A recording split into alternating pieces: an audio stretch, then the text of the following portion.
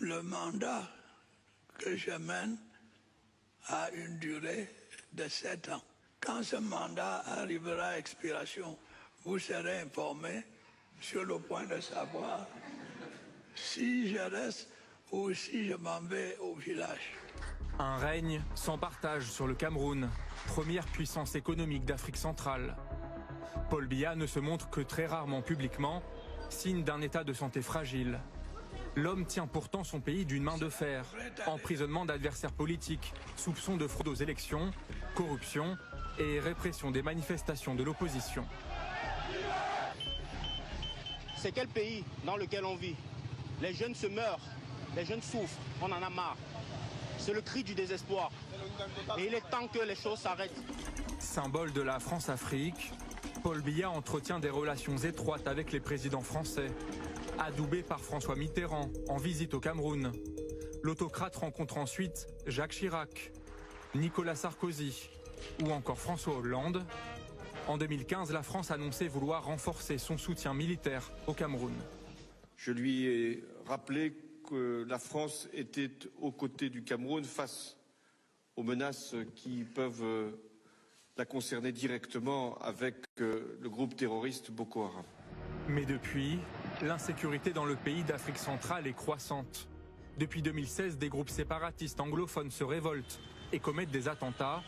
Le Cameroun y envoie ses troupes, laissant davantage le champ libre aux groupes djihadistes dans l'extrême nord du pays.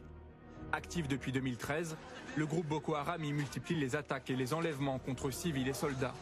Dans une vidéo publiée en 2015, le chef de la secte islamiste menaçait le président camerounais de mener des attaques de grande ampleur. Paul Biya, si tu ne mets pas fin à ton plan maléfique, tu finiras comme le Nigeria, les États-Unis et tous les autres polythéistes. Derniers événements en date, début août, 5 civils meurent après une série d'attentats. Alors le Cameroun se tourne de plus en plus vers la Russie pour assurer sa sécurité. L'an passé, les deux pays ont renouvelé des accords de coopération militaire. Sans compter l'influence grandissante de la Chine sur le plan économique, de quoi inquiéter Emmanuel Macron, qui tente en 2022 de revenir au centre du jeu. Nous sommes bousculés et parfois, peut-être nous étions-nous endormis, disant c'est notre précaré, personne ne va venir nous chercher, c'est chez nous, entre guillemets, qu'il n'y ait pas de malentendu. Non mais, beaucoup d'entreprises raisonnaient comme ça. Et puis, boum, la concurrence est arrivée à bousculer les positions acquises. C'est bien, moi je suis pour la concurrence. Après, je suis obligé de constater qu'il y a une concurrence qui utilise des instruments qui ne sont pas totalement les nôtres. Donc là, je suis pour la régulation. Quand on veut tuer son chien, les enfants, lorsqu'on veut tuer son chien, on l'accuse de rage. Bonjour les enfants, bienvenue dans le 3e podcast de la journée. Mais je ne suis pas propriétaire des droits des musiques jouées en fond dans cette vidéo. Bienvenue à la clinique. Ça me fait mal les enfants, quand on parle du Cameroun comme ça. Là vous voyez, ça c'est encore le message. Si Pomba pensait qu'il y a quelque chose qui peut le sauver, il faut qu'il comprenne que le petit Macron est en train de lui préparer une entourloupe. Quand vous écoutez ça, ça s'appelle création du contexte. Ça veut dire que le sort de Pomba est déjà scellé. Tu entends non le petit Mbia? Est-ce que quelqu'un parlait du petit Mbia? Et à tous les autres Camerounais, adeptes toujours de la bière et du porc, qui vont venir ici. Est-ce que quelqu'un parlait à Grégoire? Yo Grégoire, tu vois ça? Est-ce que tu peux arrêter d'enfumer les Camerounais? Et là dire qu'en ce moment précis, leur sort est scellé. Les enfants, le sort du Cameroun du Mbia, c'est scellé là, maintenant. N'écoutez aucun Ayopi. Vous savez, là on est dans la 2e phrase, ça c'est déjà la propagande. C'est-à-dire que là le petit Emmanuel est en train de dire à Pomba que si tu t'amuses encore, si tu ne perds pas un peu, je ne suis plus avec toi, j'ai compris que tu avais les rues, je vais te faire, on va te tirer à terre. Je traduis en langage facile pour que vous compreniez vous aussi. Pour que vous aussi vous puissiez comprendre. C'est le langage de la menace. C'est le langage de l'exposition. On dit que oh, les emprisonnements des politiciens, les Boko Haram, et le nord-ouest et le sud-ouest, et les ceci, on est en train de lister, on crée le contexte. On est en train de lister tous les éléments qui sont mis sur la table pour lesquels la France va justifier. Le petit Emmanuel va justifier pourquoi c'est que c'était normal que ce que lui a mis en... Parce que je vous explique qu'en ce moment, le petit Emmanuel a déjà ses putschistes au Cameroun. Ça, je peux vous le dire avec assurance. Qu'il ne va pas laisser les autres faire à leur place. C'est pour ça que nous, le peuple, on ne veut pas.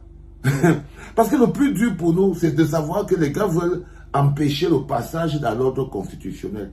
Parce qu'ils connaissent en ce moment aussi de manière fondamentale que le cœur du pays, le cœur du mécanisme institutionnel, celui qui a tous les clés de passer tranquille par le vote, dans les élections, par les urnes, dans le respect de la Constitution, sans la moindre anécoque, c'est le président élu Maurice Kamto.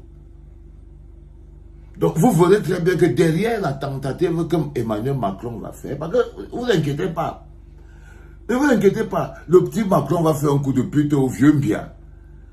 Mais le coup de pute qu'il va devoir faire au vieux Mbia, il sera en train de s'attaquer à notre ordre constitutionnel. Ce sera justement pour empêcher celui qu'eux-mêmes ils savent depuis qu'il est l'élu du peuple. Ce sera pour plomber le mécanisme institutionnel. Et vous serez contents. Nous serons tous contents parce que plus de 40 ans d'Embia, c'est un peu fatigant. C'est même, déjà, on n'en peut plus. Alors, la conséquence, c'est qu'on est arrivé dans une situation où, maintenant que nous, on s'apprête à aller organiser les élections, on est en train de s'inscrire sur les listes électorales. Là, vous voyez bien que les France-Africains sont en train d'organiser plutôt un petit coup d'État ambient. Là, pendant que nous, on est en train de faire les inscriptions sur les listes électorales, on est en train de préparer pour aller les France-Africains. Je vous dis que voilà l'agenda. Il n'y a pas deux choses. Partager. Partager parce que vous n'avez pas dit que vous n'étiez pas au courant. Ça, c'est un processus qui a pour but de venir empêcher même que 2025 arrive.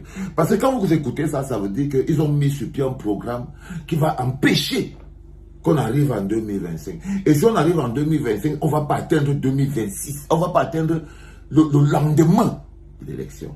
Ils ont besoin d'un bug. C'est à ça que notre pays est réduit. Et ça va être difficile qu'on échappe à ça. Ça va être difficile qu'on échappe à ça parce qu'on a détruit déjà tous les mécanismes nous-mêmes. On a condamné le pays.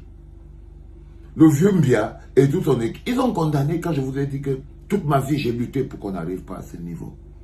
En ce moment précis, le combat qui se mène, c'est le même combat qui était au Gabon. Ok? Comment voler au peuple sa victoire en lui offrant une fausse victoire? Comment voler au peuple sa victoire? Ça, c'est ce qui va être exprimé dans le cadre de ce podcast. Comment voler au peuple sa victoire? C'est en lui offrant une fausse victoire. La victoire d'un coup d'État. C'est comme ça qu'on vole à un peuple sa victoire. Le cas du Gabon. Comment voler à un peuple sa victoire? C'est en lui offrant une fausse victoire issue d'un coup d'État. Et ce que vous voyez aujourd'hui quand vous écoutez ce reportage, c'est pour que vous compreniez qu'en ce moment, les France-Africains sont en train d'organiser un mécanisme pour venir vous voler et nous voler notre victoire. On ne peut rien y faire. On ne peut juste qu'être prêt pour que quoi qu'il arrive, on reste focus sur notre objectif. Sinon, on va se perdre au milieu de la route comme les Gabonais. Sinon, on va se perdre au milieu, on va commencer à revenir dire que remettez-nous un don au ça, c'est lui qui a gagné et tout. Pendant que l'autre est déjà en train de signer le papier, que oh, je signe déjà les conventions, je rencontre déjà les hommes d'affaires, je rencontre déjà ceci. Là, ce que vous voyez là, ça veut dire qu'il s'empêche à plomber. C'est-à-dire que, avec le justificatif de vouloir bloquer un coup d'État institutionnel qu'ils ont maintenu eux-mêmes. Comment une démocratie peut être soutien d'une dictature? Une démocratie qui soutient une dictature pendant plus de 40 ans n'est qu'une dictature. Écrivez ça. Écrivez ça. Une démocratie qui parle comme la France. Une démocratie comme les France-Africains que vous voyez là, qui soutient pendant plus de 50 ans une trentaine de dictatures. Ça n'a jamais été une démocratie. Jamais, jamais, jamais. Jamais c'est une dictature déguisée en démocratie. Et les Français s'en rendent compte aujourd'hui. Et les Français, les citoyens français s'en rendent compte aujourd'hui, dans leur propre sang et dans leur propre chair. Et c'est ça qui se prépare en ce moment au pays. On s'apprête à vous empêcher parce que Mbia et ses copains, le vieux Mbia et ses copains, non seulement ils ont plombé tous les mécanismes de transmission de pouvoir de manière démocratique. Ils ont créé tout le contexte. Et là maintenant, ils sont en train d'être accusés de rage par la personne pour qui ils ont fait le travail. Comme je vous dis toujours que quand on veut tuer son chien, on l'accuse de rage. C'est ce que le petit Emmanuel est en train de faire au vieux Mbia, quand vous voyez là. Il n'y a rien qui peut le sauver. Il n'y a rien qui peut le sauver, rien. Rien du tout. Tout ce qu'on doit s'amener à, c'est nous, le peuple, doit savoir quelle est la bagarre que nous allons mener.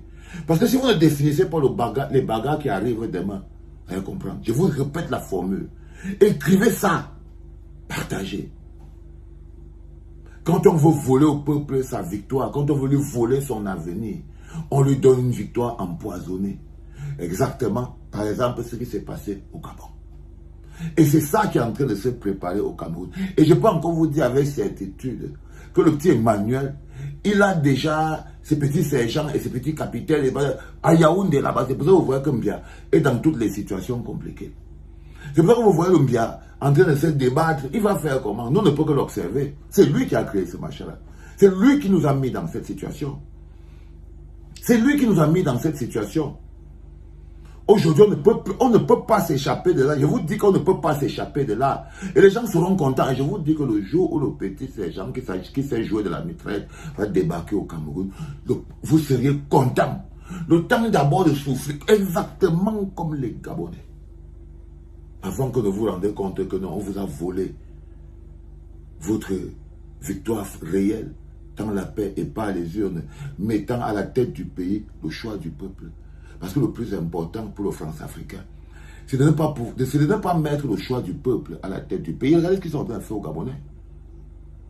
C'est en ce moment précis, là maintenant, ils vont essayer de trouver un autre pion. Et là, ils savent que ça doit être un militaire. Ça ne peut pas être un civil. Parce qu'ils veulent empêcher Maurice Kamto, président élu, de continuer son processus d'éducation jusqu'à éviter au Cameroun l'humiliation. C'est-à-dire qu'ils savent que la seule personne qui peut éviter au Cameroun l'humiliation d'un petit sergent qui toille partout en l'air, c'est qu'on arrive, si on arrive jusqu'à l'élection, ce qui va être très compliqué, il va falloir qu'on prie. Pour qu'on arrive en 2000, maintenant on doit seulement prier, non, même bien c'est. Donc on doit maintenant prier, on n'est plus sûr qu'on va arriver. On n'est plus sûr qu'on va arriver. Parce que la pression est déjà en train de monter. Là, c'est déjà la multiple pression. Qu'est-ce qui vous fait croire qu'on ne peut pas être ici à Noël pendant que vous faites la fête? On dit que non. À Noël, pendant que les Camerounais étaient en train de danser, c'est là où vous avez été mbiatisé. Vous avez été Richard Bona, c'est là où vous avez été bongotisé. Ça, c'est Richard Bona qui a créé ce mot. C'est peut-être le jour de Noël, le 25 décembre, vous allez être bongotisé. Qu'est-ce que vous savez? Vous pouvez être bongotisé le 25 décembre, vous pouvez être bongotisé le 26, vous pouvez être bongotisé le 1er janvier, vous pouvez être bongotisé le 2 février. Vous pouvez être bongotisé à tout moment. Parce que c'est déjà clair. Là, ils sont en train de créer le contexte. Parce qu'on dit aussi que quand vous voulez mener une action, vous préparez d'abord le cadre dans lequel vous allez mener cette action. Donc là, ils sont en train de préparer le cadre dans lequel ils vont mener cette action. Ils veulent rassurer le monde que quand ils vont descendre sur le terre, même le peuple était d'accord. Vous avez vu le gars ils choisissent, les angles sont bien choisis. Oh, on n'en peut plus, oh, on veut souffler, oh, patati, oh, patata. Ils font comme s'ils découvrent ça. Ils font comme s'ils découvrent ça. Non, ils mettent maintenant sur la table pour dire à Mbia que on va te bongotiser. Ils font tout ça seulement pour dire à Mbia que on va te bongotiser. C'est tout. Il n'y a aucune chance que ça se passe autrement. Et là, je vous montre ça, c'est pas pour dire que vous devez faire quelque chose pour que ça ne se passe pas. Le type nous a déjà mis dans cette situation. On doit juste savoir quel est notre rôle. Est-ce que les gens peuvent venir jouer ce rôle dans notre pays? Nous, on est là. Est-ce qu'on peut nous être des spectateurs de ça? C'est ça. Allons-nous accepter d'être des spectateurs? C'est la bonne question qu'on doit se poser. Ce n'est pas la question de savoir si est-ce que ça va se passer ou bien ça va se passer. Ça va se passer. C'est comment on va faire. Est-ce qu'on va attraper le truc? Est-ce qu'on va démontrer qu'on est les continentaux? Est-ce qu'on va bloquer le truc? Ou bien on va se faire bongotiser, gabonetiser? Des choses comme ça. Réfléchissez là-dessus. Les enfants, j'avais promis qu'on avait toute une journée de bons podcasts de cette journée, mais vous savez très bien qu'il ne faut jamais dormir toute la journée. À un moment, il faut se réveiller. Là, je me suis réveillé, les enfants. C'était papa.